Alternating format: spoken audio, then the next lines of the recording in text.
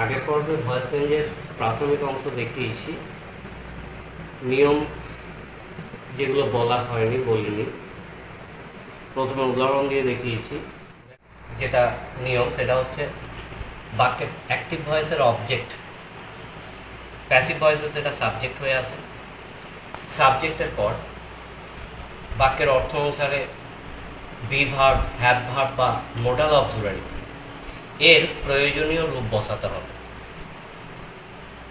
এরপর মূল ভার্বের V3 বা পাস্ট পার্টিসিপেলের রূপ বসবে এবং সবশেষে বসবে সাবজেক্ট এবং তার আগে বাই বসাতে হবে। এটাই হচ্ছে ভয়েস চেঞ্জের নিয়ম। একদম এই সূত্র ধরে যদি করতে পারো তাহলে ভয়েস চেঞ্জ ভুল হবে না। প্রেজেন্ট ইনডিফিনাইট টেন্স যেটা আগের দিন দেখিয়েছিলাম, সাবজেক্টের পরে মূল ভার্ব V1 যদি থাকে, V1 থাকলে আগের দিন বলেছিলাম অ্যাম অথবা ইজ অথবা আর। দেখো cricket, they play cricket, they subject, play main verb এবং ক্রিকেট অবজেক্ট। প্রথম নিয়ম অনুসারে অবজেক্ট চলে এসেছে cricket.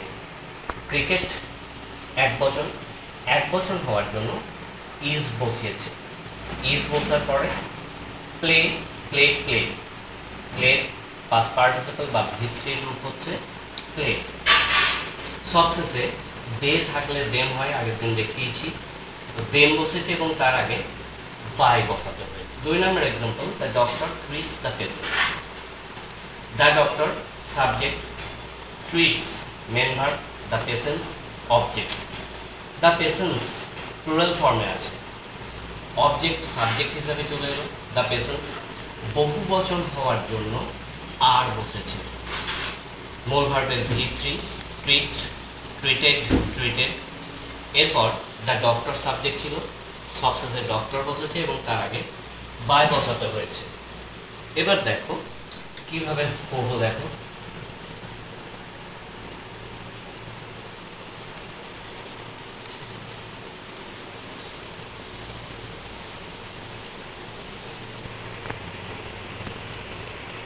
my mother calls me. my mother এখানে সাবজেক্ট আছে, কে ডাকে? আমার মা। কাকে ডাকে? আমাকে। কে দিয়ে প্রশ্ন করলে মাই মাদার অ্যান্সার পাচ্ছি, সুতরাং মাই মাদার হচ্ছে সাবজেক্ট। কাকে দিয়ে প্রশ্ন করলে মি অ্যান্সার পাচ্ছি, সুতরাং মি হচ্ছে object. Call main verb, call, called, called. Object যখন মি থাকবে তখন সেটা সাবজেক্ট আই হয়ে পরিবর্তিত হবে। পার্সন পরিবর্তনের যে নিয়মগুলো দেখেছি ঠিক ভাইসি ভার্সা হবে। আই থাকলে যেমন মি হয়ে যায়, তেমনি মি থাকলে আই হবে। আই এর পরে শুধুমাত্র অ্যাম বসে। I am called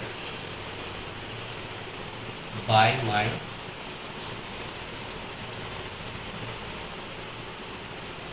mother. তা আয়ের পরে মাথায় রাখবে, মনে রাখবে আয়ের পরে শুধুমাত্র অ্যাম বসে, বাকি কোনো ক্ষেত্রে কিন্তু অ্যাম বসানো যাবে না। হি, সি এদের পরে ইজ বসে, আগের দিন বলেছি, আগের পর্বে বলেছি হি, সি এর পরে ইজ বসে। উই, ইউ, দে এদের পরে আর বসে এবং এক বচন হলে ইজ বসে আর বহু বচন হলে আর বসে। এটা গেল। এবার আমি না বাচকের কিছু এক্সাম্পল দিয়ে দেখাবো। দেখো he does not it fish, এরকম যখন দেখবে ডু নট বা ডাজ নট আছে, সেখানেও মনে রাখবে অ্যাম নট, ইজ নট বা আর নট হবে। দেখো সাবজেক্ট, ফিশ হচ্ছে অবজেক্ট, সে মাছ খায় না। কে খায় না?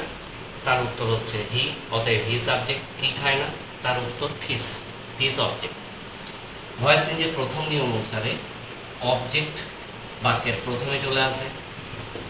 ফিশ এক বচন, eat main verb, eat, ate, eaten by him. Subject object হিসাবে বসলো এবং তার আগে বাই বসলো। Fish is not eaten by him. Do not বা ডাজ নট থাকলে এইভাবে অ্যাম নট, ইজ নট বা আর নট করতে হবে। নটের উদাহরণ দেবো, এবার ডু নটের উদাহরণ দেখো। You do not play football. এরকম যখন দেখবে ডু নট বা ডাজ নট আছে, তখন কিন্তু মনে রাখবে অ্যাম নট, ইজ নট বা আর নট হবে। ভয়েস চেঞ্জের নিয়ম অনুসারে আমি অবজেক্ট আগে নিয়ে এলাম,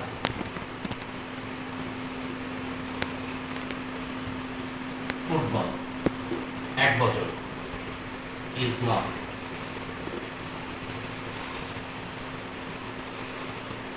played by you remain unchanged, you এর কোনো পরিবর্তন হয় না। Football is not played by you. ছোটো ছোটো করে দেখালাম শুধুমাত্র সাবজেক্ট, অবজেক্ট এবং মেন ভার্ব নিয়ে। এবার বাক্যগুলো একটু বড় করে দেখায়, সেখান থেকে তোমরা অবজেক্ট কী করে খুঁজে পাবে। সাবজেক্ট, অবজেক্ট এবং ভার্ব এই তিনটে যদি তোমরা চিহ্নিত করতে পারো, তাহলে কিন্তু ভয়েস চেঞ্জ কিছুই কঠিন না। দেখো,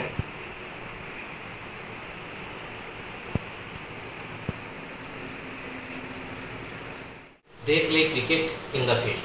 তাহলে এখান থেকে আমরা সাবজেক্ট, অবজেক্ট এবং ভার্ব খুঁজে বের করব। তারা ক্রিকেট খেলে মাঠে। কারা খেলে, তার উত্তরে পাচ্ছি তারা। কি খেলে, তার উত্তরে পাচ্ছি ক্রিকেট।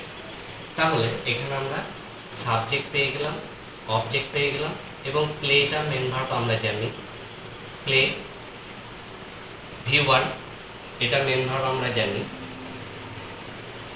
তাহলে এইটার পরিবর্তন ভয়েস চেঞ্জের নিয়মের বাইরে কিন্তু যাবে না। ইন দ্য ফিল্ড আগে চলে এলে হবে না, তোমাদেরকে অবজেক্টটাকেই আগে বসাতে হবে।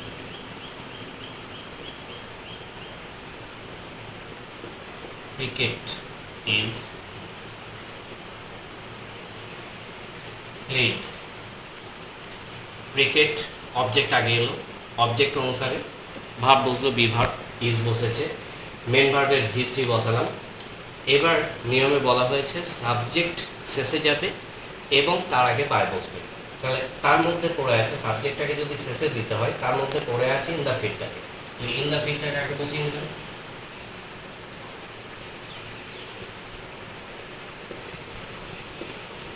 সবার শেষে সাবজেক্টটা অবজেক্ট হিসাবে গেল। Raghu kills a rat with a stick. Raghu লাঠি দিয়ে ইঁদুর মারে।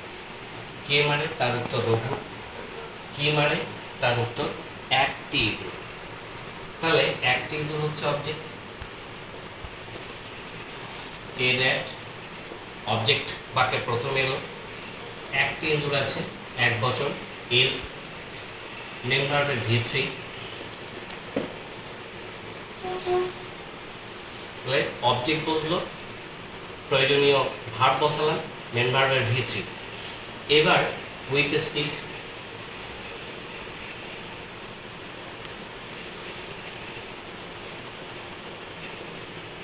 সবশেষে সাবজেক্ট অবজেক্ট হিসাবে আসবে এবং তার আগে বাই বসবে।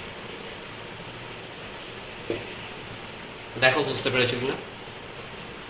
এ rat is killed with a stick by Raghu. বোঝার কোনো সমস্যা হলে আমাকে অবশ্যই কমেন্ট বক্সে জানাও এবং ধাপে ধাপে গ্রামাটিক্যাল যে প্রবলেমগুলো সেগুলো আমি সলভ করবো। এগুলো পাওয়ার জন্য তোমরা অবশ্যই ফলো করো।